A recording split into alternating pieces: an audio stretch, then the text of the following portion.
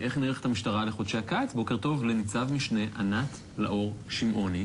בוקר טוב. הכצעקתה, באמת? אנחנו פחות פושעים כשיש מונדיאל? אז כן, בתקופת המונדיאל הייתה ירידה בפשיעה בכלל, ובהתפרצויות לדירה בעיקר, של 11%, גם יחסית לשנה שעברה תקופה מקבילה, וגם יחסית לחודש קודם. אז פחות פריצות.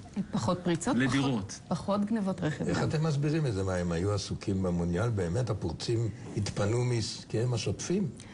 אנחנו יכולים להניח שבגלל השהייה בתוך הבתים, אז יש פחות אפשרות, ואולי גם בגלל... כן, את יודעת, מדברים על זה, זה אגב לא ייחודי רק לנו, בכל העולם יש ירידה בחודש הזה בפשיעה, שלא לדבר על קונוטציות אחרות, מלחמתיות, משהו שנשאיר בצד.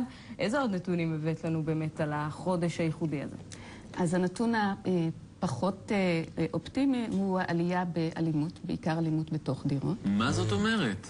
אנשים עצבניים ממשחקי הכדורגל ומתפרצים אחד על השני? יכול להיות שכן, במידה מסוימת, לא במידה מאוד. מה, מתפרצים על האישה יותר? מה, איפה הבירה שלי? אנחנו מדברים על תקיפות ואיומים.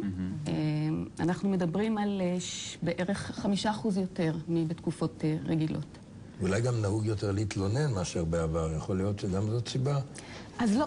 לא? המשטרה אוספת נתונים לגבי דיווח על פשיעה, והנתונים לגבי דיווח על פשיעה לא השתנו. הם נתונים סטטיים ביחס לשנים קודמות. יש עוד נתונים מעניינים לשבת איתך? בוודאי.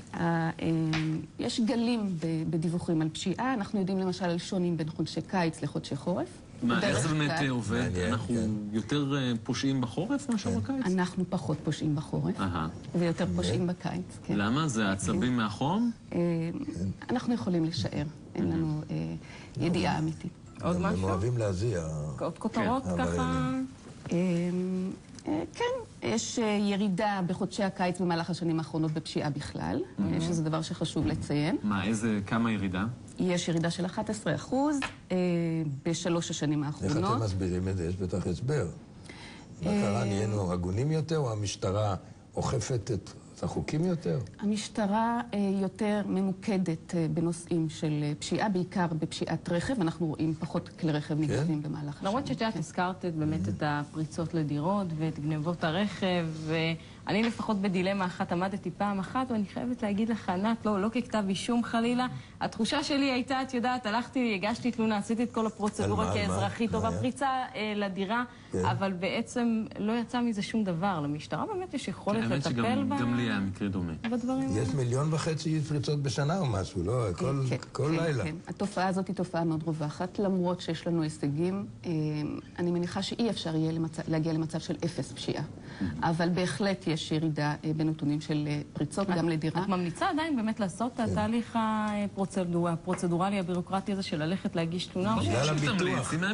אני אגיד ככה, כשאנחנו תופסים כבר את החשוד, בדרך כלל זה מורכב מהרבה עבירות שמיוחסות לו, ולכן כל אחד שמגיש, סופו שהעבירה תיוחס.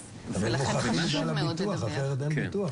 אגב, בגנבות רכב יש לנו כמעט 100% דיווח, כי צריך את האישור לביטוח. כן, ברור. ומה שאת סיפרת קודם, הזכיר לי סיפור שקראתי אתמול בעיתון על זוג שהיה עסוק בפעילות לילית כלשהי. הרעיש מאוד, ושם המשטרה הייתה מאוד אפקטיבית, הגיעה, והיה שם בלגן גדול. כן, המשטרה מאוד מאוד קשובה לרצונות של הציבור, בעיקר במטרדים של... מאוד ורסטיליים אתם במשטרה. תודה רבה, ענת. אוקיי, הפסקת פרסומות קצרה